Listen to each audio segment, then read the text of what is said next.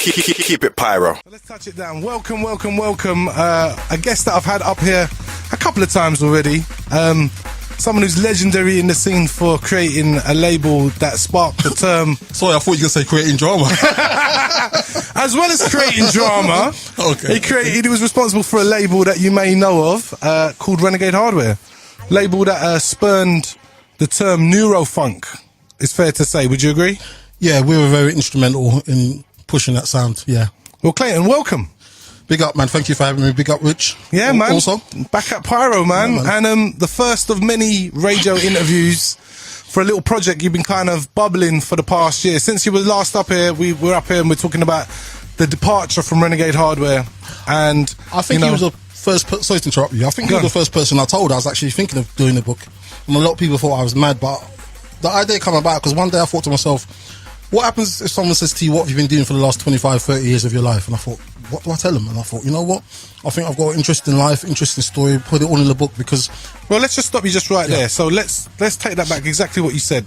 This book isn't just a book on D&B. It explains what you did in D&B, but it also explains your story or your journey towards D&B, right? Most people know me as Clayton, Renegade Hardware, Trouble and Vinyl, Breaking Science, whatnot, but there's a lot more... Keep wrapping off the names. There's plenty more. No. Boof, boof, there's another name. There's a lot to me than more than meets the eyes, yeah, like Transformers. Yeah, exactly. Right. You know, so yeah.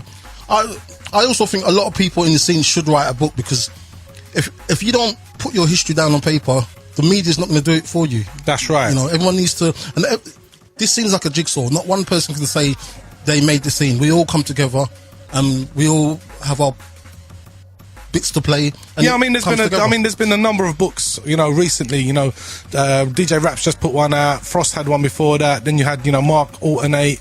Then you had the Doug's book. You know, the Bunter book. Like, you know, between my book and not trying to be funny is I'm out the scene now, so I can tell it exactly how it is. Well, this is what I wanted to speak to you about. You know, you've been sending me some chapters ahead of time to look at this book and kind of, you know, give you some advice on, you know, where it should be going. You know where it's going to go. This is your kind of your life spilled out onto paper.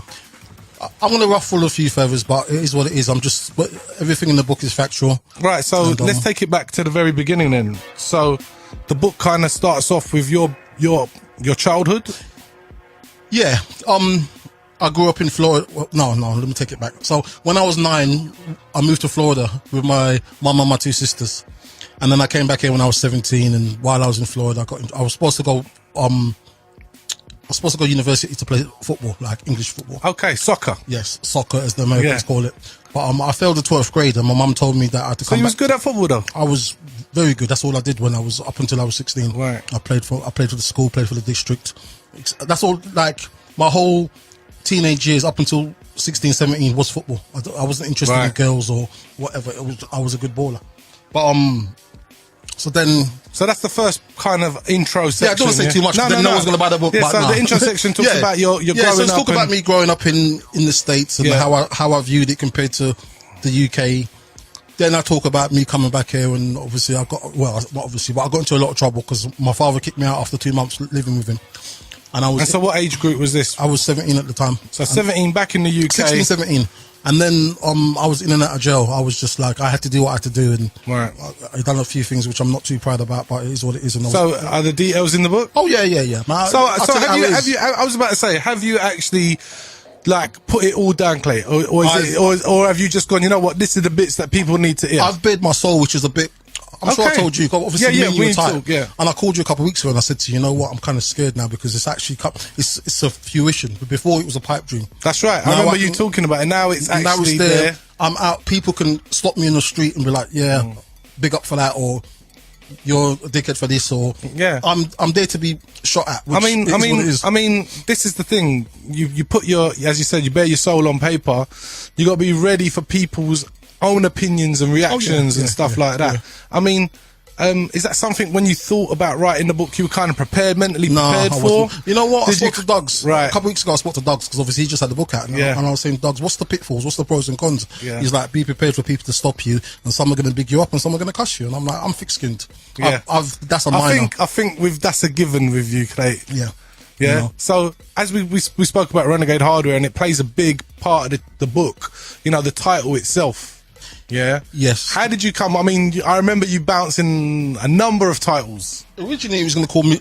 Originally, it was going to be called Mr. Renegade, and then I went on social media and I put a poll up, and everyone was saying, "No, Renegade sounds better." And I'm just like, you know what? If the majority of people think that, but I'm a Renegade by heart. I think, you know, if you look at the names of the labels, Trouble on Vinyl, Renegade Hardware, I've always had that rebellious soul. If someone says to me, "Go left," I go right. That's just me. Is that just because you've always gone against the grain? Yeah, I think since I come in the scene, I had a chip on my shoulder. I'm not gonna lie. Do you think then people's opinion of you as being that person with a chip on his shoulder is valid? Yeah, I was speaking to Ron last week, and he said, like, I don't make things easy for myself, and I admit I can be. Yeah, but you've just said you've always gone against the grain. So is that something that you've said? You know what? If they're going to tell me left, I'm going to go right. That's whatever. That's just you. Yeah, that's me. I'm not. That's never going to change. So has that mentality been part of the success of the label? I think so, because, as you know, we done our own thing. I wasn't following trends and looking at what everyone else is doing. We done our thing, and it turned out where people kind of followed us instead of we following them. So it was a case of just, you know what, get in the scene and kind of try to make the best of what's out there. So from kind of like 17 to what age did you start your first label at? How old was you then? 24, 25. 24, 25. 1992. So you a 10-year kind of journey from the time you come back to the UK kind of thing. Yes, I was. Yeah. You got. There's a lot of stories in there about what I got up to. What in London and the hustle. Yeah, the hustle. That's what it's about. And is there any names, you know, in that early period that need a name check now? Do you know what I mean, for being part of that history? Because I know you was part of that B-Boy Covent Garden. Yeah, but that's all in the book. Right? And the thing is, a lot of people don't realise how important that part of the movement, the early UK hip hop. That molded me. That gave me kind of like... just let's talk about that kind of era at that, you know, that point. I started going Covent Garden in like 85, and when everyone was breakdancing and popping, and it was like, wow. I was never a breaker. I tried DJing, I wasn't the best. You know, my thing was, I was a salesman. I could kind of like... You could talk to people. When it came to hustling, instead of sticking up people, I'd speech money out of someone's pocket rather than stick them up. That was me. The stick up kid with vocal talents. Yeah. I mean, I was up Leicester Square after Covent Garden. I was up Leicester Square selling tickets, and you know. So that's all explained in the book, kind of what you've done. So let's kind of give them a little tease of, you know, the journey. So we start off, you know, a young man going to America, coming back, disenfranchised, 17, looking to do something, and the hip hop movement was rife in London, which give you a sense of community and a belonging and part of where, because you just come from the States as a young man. So I was lucky enough to grow up in an era where we'd go out everywhere. If it wasn't a hip hop dance, we'd go to a rave groove thing, and it was just multi-genre. So did that evolvement lead you to like acid house? Oh, listen, that was the best years. Summer of Love, like, I was on it.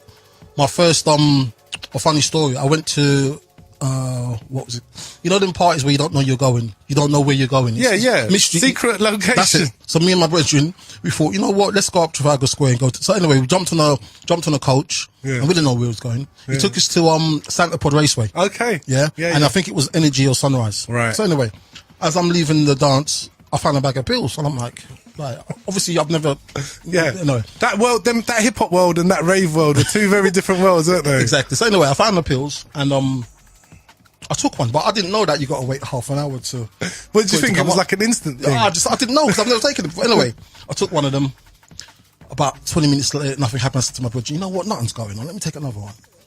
And this is the first time? First time ever. So you double dropped. When do you think I come up? When I was on the coach back, I come up. I was. So what? These ones had a bit of a slight delay in time in them. Yeah, I think they were California doubles. But when I say I was missing, man. And that was my first introduction to rave. But no, the rave. But how different? All right, let's just touch on that. You know, how different was the world of UK hip hop London? Because that's what we experienced a lot of the time. Yeah. And then this whole, because I experienced it myself from going from, you know, the dark second rooms of hip hop rooms to being like in acid house raves.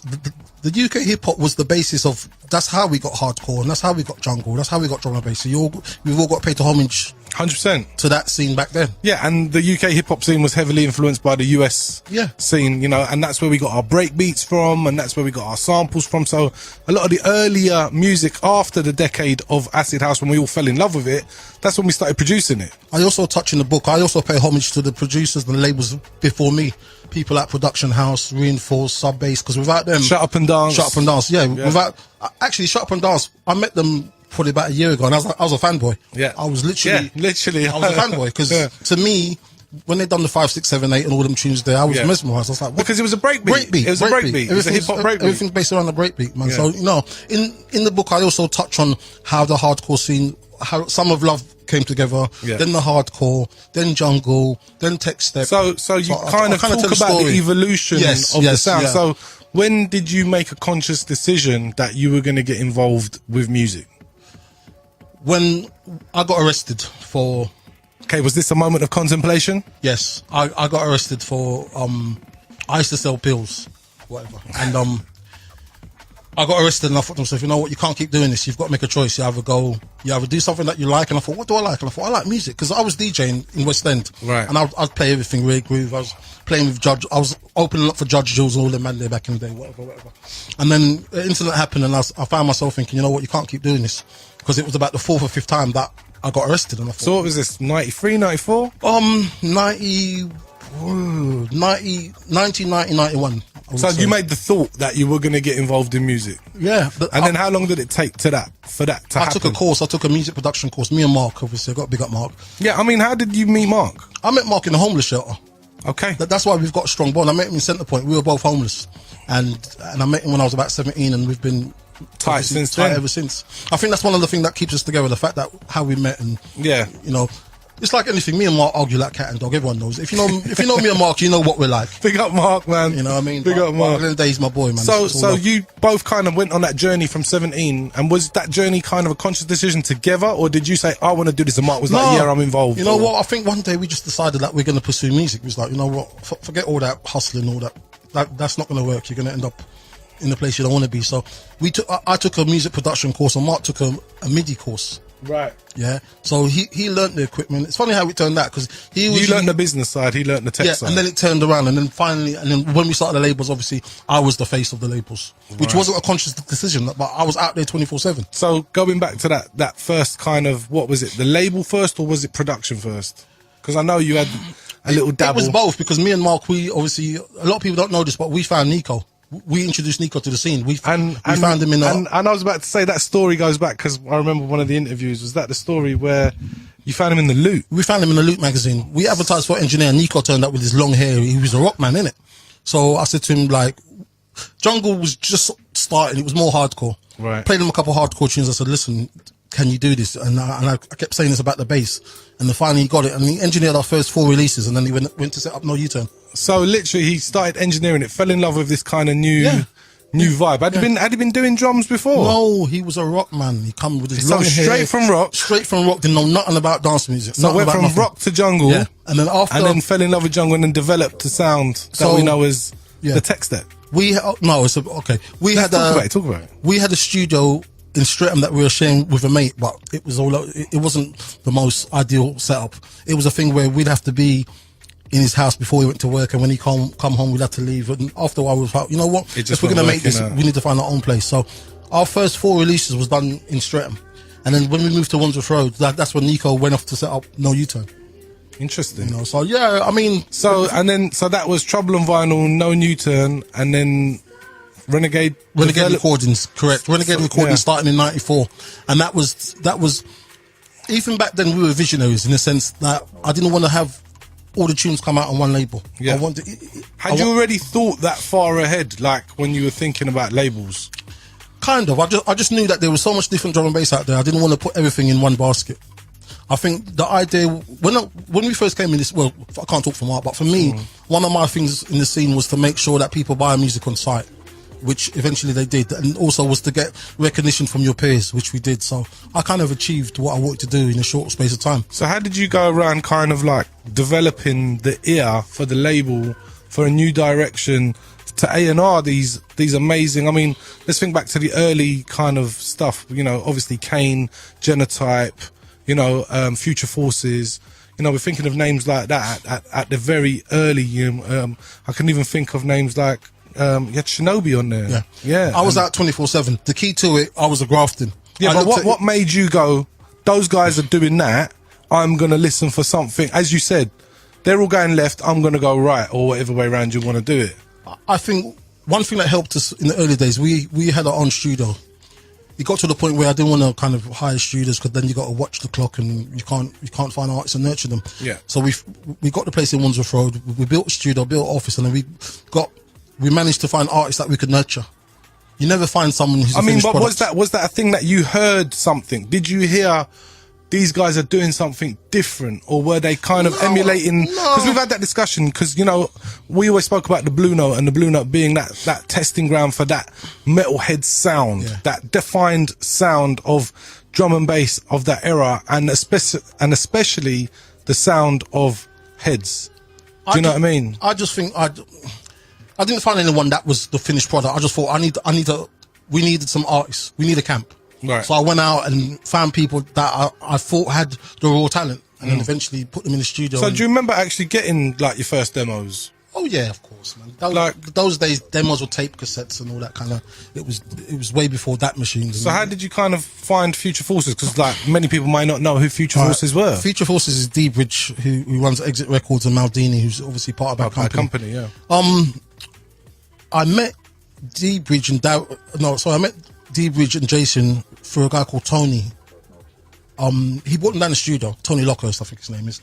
And he brought them down the studio, and we just kicked. Darren was in a group called Sewage Monsters, so he had a bit of experience with production.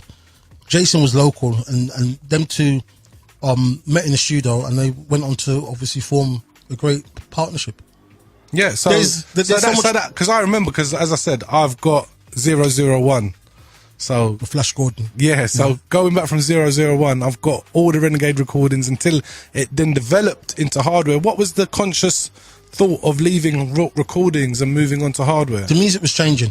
The climate was changing, and we wanted I wanted three imprints for the three different sounds that was out there. Obviously TLV was the more jump up hip hop. Was that because everything was quite tribal then?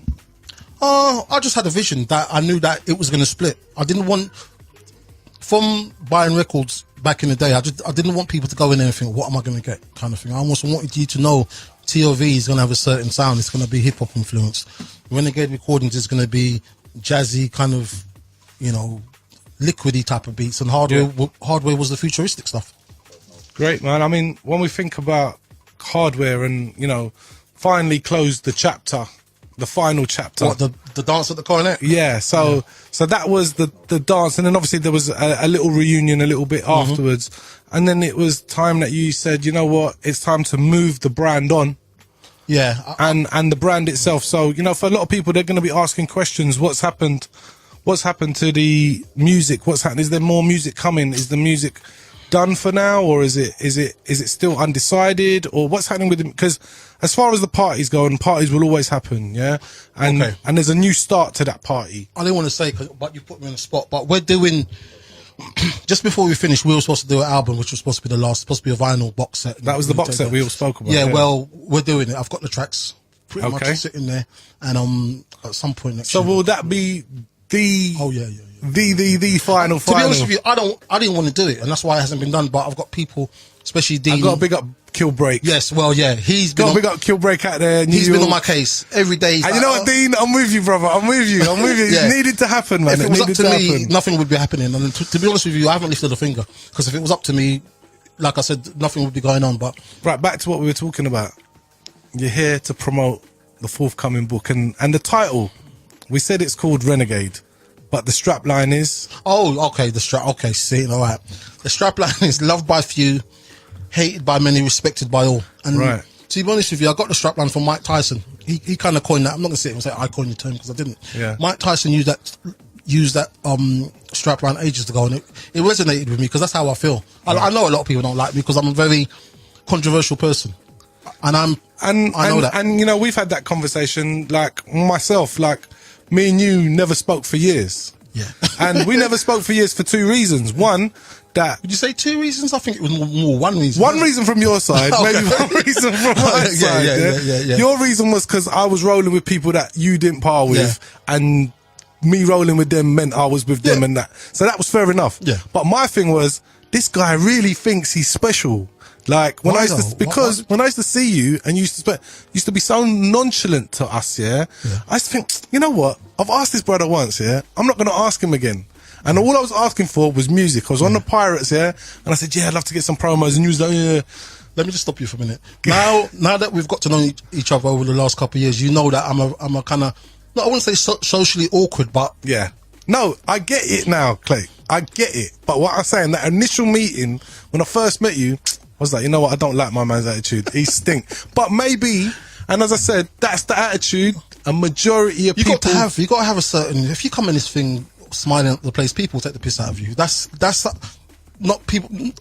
No, not many people might agree with me, but we've said it. You give people an inch, they'll take a yard. My whole thing was, I'm doing my thing my way. I've got my camp, and I'm happy. I'm not watching what no one else is doing, and let's go forward. Right. So talking about that, as I said, in this book, there's a whole bit, what I'd say, called drum and bass beef, or maybe not beef, maybe beef. Call it is. Or maybe well, you're calling it the beef, so we're going to call it the beef. Okay, what I would say, and I'm glad I kind of wrote the book for this, not for this one purpose, but when you read about my beefs with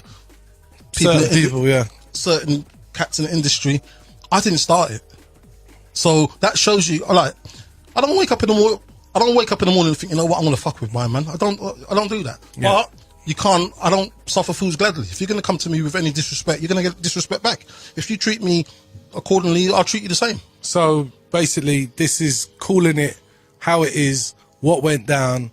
No BS. Yeah. I mean, like I said, a few feathers are going to be ruffled, but it is what it is. Everything. So I mean, everything in the book is truthful. I've been out and recently, and I ain't lying because you're standing in front of me because I told you this. So every time I'm out, people are like, you know what? What's the book saying? And I'm like, boy, you know what? It's going to be the most talked about book for, I reckon, until the next big book comes out, and that's not going to happen. I don't think the next big book will come out because, like I said, I'm not in the scene no more, so I can tell it exactly how it is. So you got no worries about... Oh, come on, I don't respond. I mean, you know, it's not going to affect, like, you don't DJ so you don't get bookings, You don't MC, you don't... It's you. But I've always been that way. Like, there's no one in the scene that can say they helped me to achieve our success. I done it. Me and Mark done it on our Jack Jones. Literally, it was the blind leading the blind. We had to learn on the job. We lost money because we made some bad decisions. Whatever. But eventually, we got there. So I mean, I've been self-sufficient since day one. You're always gonna have people that have been involved with you from day one or from whenever, and they're gonna say, you know what, my man done a wrong and on us. Listen, but I've got to say, from an outside perspective, whatever business went down, those people became famous. Listen, like if you look at our studio, we birthed a lot of DJs and producers into going on to bigger and better things. I think you spawned that generation of artists that are now ingrained within this industry. Yeah, but here's the joke though: when the man do interviews, I don't get a mention because I'm not cool. Funny enough, I saw the interview a couple of weeks ago with some guy who I recently put on. I hooked him up with a big label. When I saw the guy's interview, he mentioned everyone apart from me, but I know why, because he can't really mention me because I'm not a cool, I'm Clayton, the notorious one, and I'm a gangster and I'm this and I'm that, and it kind of annoys me, the fact that I've put so much people on this game and I didn't do it for anything in return. I just done it because I spotted talent. If I put someone on or help them, I don't do it because I want something back. It's just like, you know what, I believe in you. I mean, I'm just looking at the jumper now. It says future beats for future people. How did that strapline come up? I can't take credit for that. I think that was Mark or someone in the office. But it's just. But I think that's what we do. I think our label was always synonymous with keeping it real, not selling out, and putting out underground beats. If you want to call them future beats or whatever. But in the drum and bass world, we've left our legacy, and I'm cool with that. So how are people able to get hold of this book? Right, you can pre-order it So if the pre-orders go in now, drumandthebass. drumandthebass.com. Sorry, yeah, man. Drumandthebass.com. I've got it up here right now. And we're shipping it out the first week of Jan. First week of Jan, they're going to be shipped out. Yeah? And also, Rich told me not to forget that we're having a Q&A. There's a Q&A and a book launch, yeah? There's a Q&A book launch which is happening in this building, the 8th of February. Okay, so right here at Pyro HQ. Yeah, so I don't think you know it yet, but you're hosting it. Well done. With Loxy. Cheers. So you're asking the questions, and me, Ink, and Loxy are going to be fielding the questions. Right, well, there you go. Hot off the press, straight from the horse's mouth. You're hearing it. So, is that the one that Richard spoke about, that there's going to be a little DJ set afterwards? Yes, and that's what's happening here? So, what happens is doors open at 7, 8 o'clock the Q&A starts. For 2 hours, you can obviously... So, for £5, they get a free drink. Yeah. They get the Q&A, and they get a little DJ set from the generals. I'm gonna go on the decks for the last hour as well. Oh, well, there you go. So, and that's right here, and that's happening on the 9th. 8th of Feb. Friday the 8th of Feb. Tickets go on sale tonight on Eventbrite. There's only 100 tickets on sale, by the way. Right, so I've just looked at it here. Right, so Eventbrite, yeah. So if you know about eventbrite.co.uk, Renegade, the book launch, loved by a few, hated by many, respected by all. The reason why I've done the book launch the 8th of February is it gives people a month to read the book and digest it, and then they can come on the night and ask any questions that they want. Okay, and also, could they buy copies on the night? You can have some copies there? Yeah, man, of course. So it says 100 seats available. The entrance fee is £5, includes one free drink, free entrance to the after party. Starts at, is that right? 12 a.m. 6. Oh, there's another one, a secret location. I'm in talks trying to put an after party, literally after party. Okay, but there's going to be one rolling till 11. Yes, is that the time? Yeah. Yes. Correct. So 7 till 11 here. So it says here, Clayton tells his legendary story in his own words, discussing the successes, failures, friendships, beefs, lawlessness, legitimacy, high life, battles with your depression, religion, and football. So I actually want to touch on that, because for the longest I didn't really want to talk about my depression, because you know what, not only as a man but a black man, it's kind of frowned upon to actually talk about it, whatever. But you know what, for the last couple of years I thought, you know what, I'm not the only one. And it's weird, when I actually mentioned it that I was going through depression, how much people anxiety, stepped up, the amount of people that said I'm going through it too, and you know, it was kind of, I think it humbled me. I think it's affected us all. I think it affected us all in some way, not just, you know, as I said, but I think that depression affects us all in one thing, and I think it's really, really important. I had Ben Verse here a little while ago, and we were talking about, you know, drum and bass depression, being part of the industry, being part of the music industry, you know, music minds matter, you know, being involved in a hectic industry where it's on the go all the time, you know, like I know that there's been many hours of countless sleepless nights. I know you suffered with the insomnia. I've been on the phone to you. Yeah. You're one of the few people I'll get on the phone to and discuss it, but you know what? I'll be charging you for those counselling hours, by the way. I don't think there's enough kind of being done about it, man. People just think, oh, like, when I did speak about it, the first thing people said to me, what have you got to be depressed about? I'm like, oh my God, really? Do you think it's just because you well, they think you've got a successful party, a successful label? I don't know, man. You know, but the book's interesting because half of my depression comes from my childhood. Right. So you explain that. I didn't have the best childhood, and it's only 30 years later that I actually tried to deal with it, that I actually opened dialogue and tried to understand why I'm the way I am. Sorry to interrupt you. People see me in the dance and they see me screw face and all that kind of... No, it's not... Okay, for one thing, I don't really talk a lot because I used to have a bad starter in school and my eyes were crossed. So people always... So you was already on the defensive. People always used to take the piss out of me. So you was... That's what I'm saying. Yeah. You was already on the defensive, yeah? When you're coming from the angle, you don't really... Like, quite a few people say, why don't you look someone in the eye? Because it's a sign of lack of respect if you don't look someone in the eye and shake their hand. Why am I looking in your eye for? Unless you're my girl, why am I looking deep in your eyes? No, but the point I'm trying to make is that I didn't look no one in the eye because I used to have my eyes used to be crossed. Right. So, and then obviously my dad had a bad stutter, and that's where I what's the word? Inherited from. So all those things made me become the inward person that I am. Right. So when you see me in the dance and I'm in the corner not talking to no one, there's a reason. I'm not being rude. I just want to be by myself, be around my people, have a drink and enjoy the music. So let's get back to the book, right? It's on pre-order right now. It went on pre-order a couple of nights ago. Yeah. Yeah. What's the cost?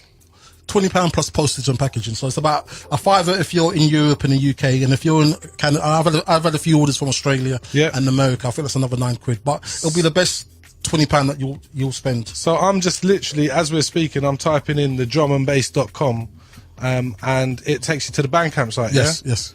Okay, so on that website there, I've noticed there's also merch. Yeah, I mean, I didn't really take advantage of the merch like someone like Hospital or them other labels, but now I'm like, you know what, I might as well fling up some merchandise, because even though we're not putting out music, so to speak, I think the label's still legendary and people still want to rep.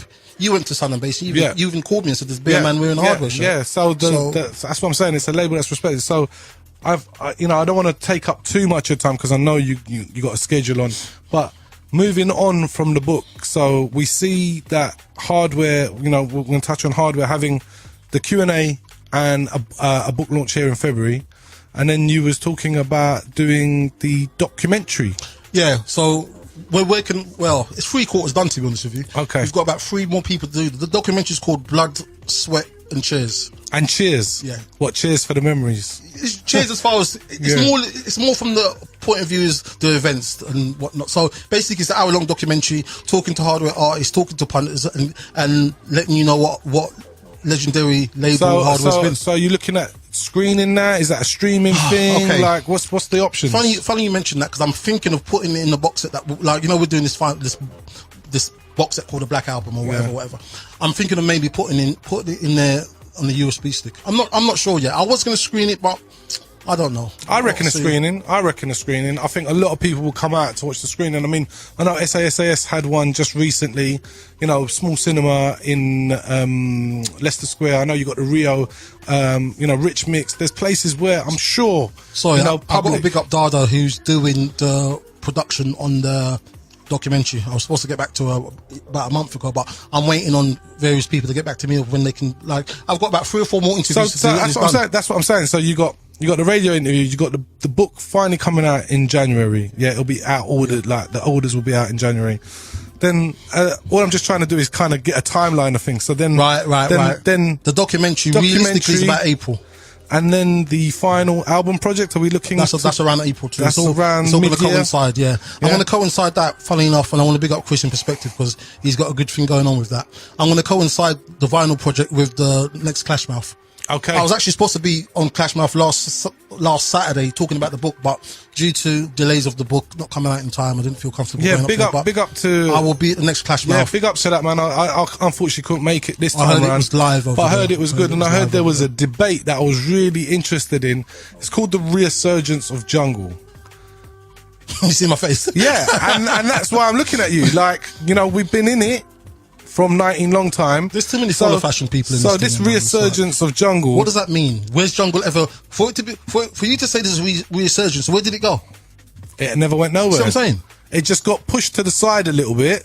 Chef, you've been in this thing since day dot. Don't you remember when jungle was a bad word? And that's why I laugh when I see everyone. It only became a bad word when the word drum and bass appeared. Well, also the word intelligent, which is another thing I go in the book about the word intelligent. To me, that's really disrespectful. And so, if someone would say to you, someone's just landed brand new off intergalactic spaceship, and they meet Clayton, lucky them, and they say, Clayton, what's jungle? What would be your definition of jungle? And we're talking about your definition because your label was one of the early labels.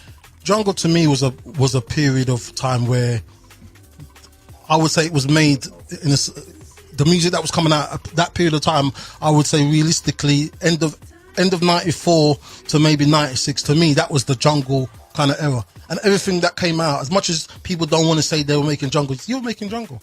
You might not want to call it that. Is that the specific sound or the vibe or the energy or the culture?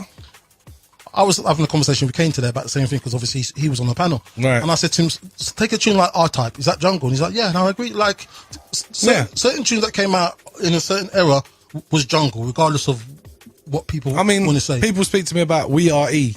Yeah. And I say that's jungle, man. Like, you got to listen. I got big up Lenny D-Ice. 100%. We got Lenny 100%, And we're talking about tracks like Straight From The Bedroom or Futuroid, or Breakage, the future. Like, it's very hard. Was that jungle? Or was that D&B? I'm actually going to speak to Terry T just before I finish the book, because he was one of the, for me, the pioneers of the jungle sound. Yeah. What Third Party done, and obviously 100% Third Paul Party. Ibiza played a part in it. And like I said, the beauty about this scene, that there isn't one person that can claim they made this or it's like a jigsaw. So all the pieces are fit together. With us moving forward 25 years, sounds mad when you say it like that, right? Chef, if someone would have said to me in 92 that I would be in this thing for 25 years, I would have said to them, you're certified mad. So you got your 25 years golden watch and all of that thing, yeah?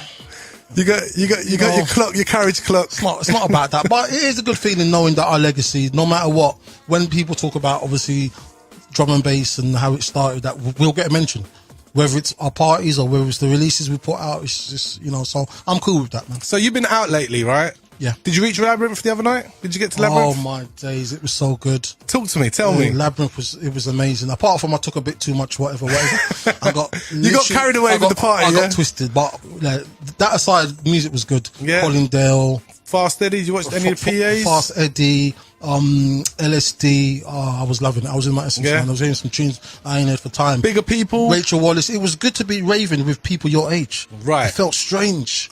Like, I was going to say that because we normally go out to events and the age group is like under half of our age group. The week before, I went to Chasing Status, the Printworks. I see you there. Oh yeah, obviously I saw you there. Playing the jungle, and the age group was like young, pure youth running around in there. But sorry, the good thing about that, it shows that the scene is evolving and the new generation's coming through.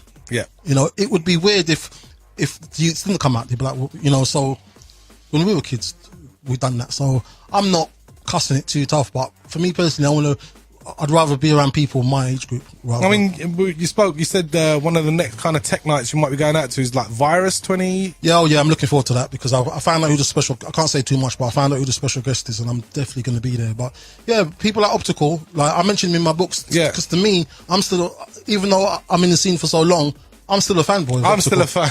Yeah. You know what I mean? It's like, to me, he's got a godlike status in this scene because of what he shaped. Okay, so the tune Shape the Future, he literally shaped the future. Yeah. Yeah? Yeah.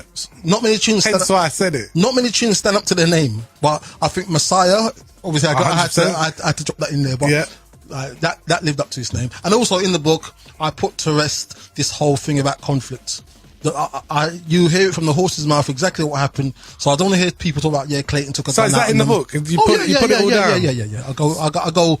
So what was out of interest, for my own kind of interest? What did you hear? Because you heard all types of stories. The Messiah thing? Yeah, I pulled a gun out on them. And we heard that there was a whole situation at Music House that day. We was due to go to Music House and we heard Clayton was already up there and he pulled out the bucky. The funny thing is I didn't even go because me and Mark sat down. This is jungle drum bass rumours that spread from that morning. Yeah. I wasn't there. And this is pre-internet. True. Dogs and Acid. This was when Dogs and Acid and Drum and Bass Arena was running wild, I suppose. No, I think it was pre that, wasn't it? No, it was definitely. It was just Dogs and Acid was just early. getting big. Yeah, it was just early. It was just early. But I mean, you have to read the book to kind of get the story. But my thing about it, it's also about principle. What they tried to do to me, I want to, regardless of if it was conflict or this one, So would you say that was the hardest release to get signed to the Hardware label throughout the history of Hardware?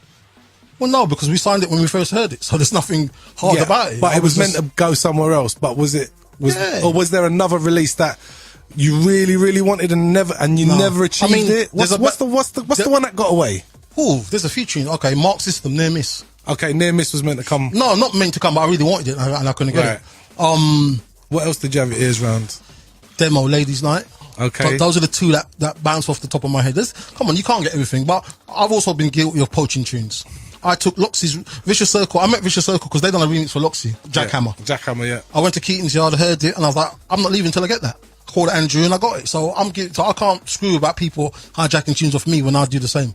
When you're a bigger label, you can go in there. But that was like the ruthlessness that we kind of. Yeah, it had to be like that. Is that why you're dubbed the Suge Knight of D&B? Oh, Gary, yeah, GQ for that. Big up GQ. No, my mindset coming into who shot Pac? It was Clayton. My mindset coming into the music was like pretty much my mindset when I was out there selling pills or whatever. If you've got the best products, as long as you let people know and you promote it properly, people will come to the block. People come to the block. So I use the same mindset of even our early records. I don't know if you remember, but the sleeves were very loud. I mean, Love yellow them. but I done that for a reason, because they definitely stood out. Because I thought, if you don't even know the brand, you're going to remember the brand, because that loud colours, pink and yellow and orange and them sick colours. No, I remember the yellow one, DJ Red. It will always stay in my head because it was a yellow thing and it was DJ Red, and it was just, it will always stay in my head. You know me, Chef, I'm very grounded. I'm not blowing my own trumpet, but we did a lot of things which opened the doors for a lot of our other labels to copy. Example, we were the first ones to do label nights. You know why we done a label night? Because no one wanted to book an artist. I called Jim in Atomics. I said, Jim, I'm going to come down with 52 people on the coach. Do you want to? And lo and behold, we hired a coach. 52 people went down Atomics and done a night. And that's how. Was that the first night? Yeah. Really? Yeah. I never knew. See that little gem there? Yeah. So that's really interesting to me, because I was with Richie Weaver. Yes, that's right. That's right. And obviously they've got their Atomics reunion coming up. Go down. You going down? Yeah, 28th of December. I can get a lift. I'll go down. You know what I mean? Right down there in Maidstone, Kent, in some super club. I'm going to be speaking to Richie Weaver more about that. Richie and Paddy. I like what them man are doing. Big salute. Really bringing back that original concept. So, talking about the last event, the real last event. Yeah. I know we spoke about it. It was epic. It was. Was it everything you thought it would, or was it? Listen, look. Like, I've done a lot of events, but it was fitting that the last one was the best one, because it was a Friday and Saturday event. Whatever kinks we had on the Friday, we ironed it out, which wasn't that much. No, but we'll hear the joke about the 2-day event, and this is gospel. Out of the how many hours it was open, whatever, say 18 hours, I saw 10 minutes of the dance. I was running around. Obviously, you know what it's like when it's your event. You got to make sure, you got to be on point and make sure that everything's right. I'm running around. I managed to go on the stage for 10 minutes and saw 10 minutes of Chasing Status, and that was it. People were pulling me left, right, and centre. Yeah. And I kind of regret not actually soaking it up. But what can I do? Yeah. But even listening to the demo, listening to the sets, but yeah. It was an epic night, and it was a good way to go out. As I want to draw this interview to a close, we've been talking for nearly. You know me, I can talk for England. Man. Yeah, we both. Especially when I'm trying to shop something. So the start of many radio tours to begin with, and then we spoke about a project that you were still kind of formulating. Hot sauces. Oh yeah, and chicken. Yeah. So once I finish the book, I'm writing a cookbook. Okay. I've got, my whole thing. And it's amazing how much jerk has become popular since. Just before we got here, just before me and Joel got here, we went to a jerk place in Box Park. Okay. Rudy's. Nice. Good. Look at the Rudy's, you just got an official forward from Clayton. Yeah. No, a bit expensive, and they don't take cash.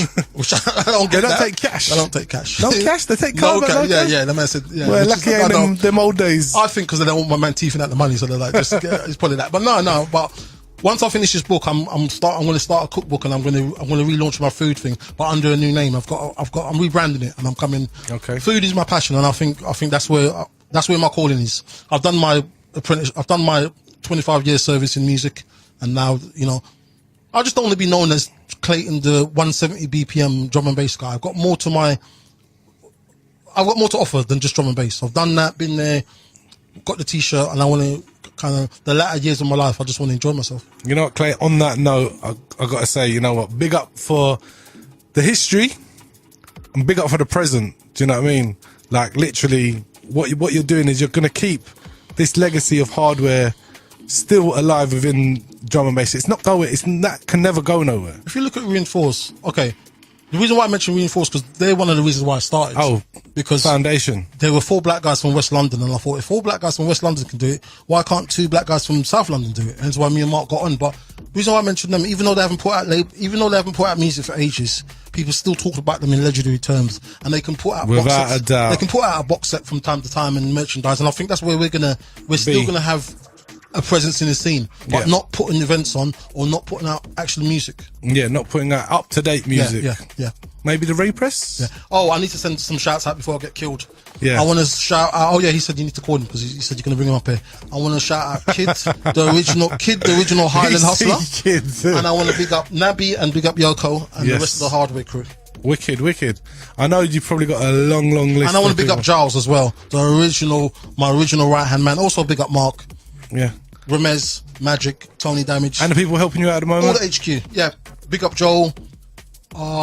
And that's, yeah, and the books, you know, trust me, I'm not, as much as I'm here to big up Come the on, book. Clayton, your final sell. No. I don't come across like I don't come across. No, that's what I was about to say. I don't come across like I'm selling apples and pears in the market. But I guarantee you this: if you don't buy the book, your brother's is going to call you, and be like, "You need to read that." Yeah.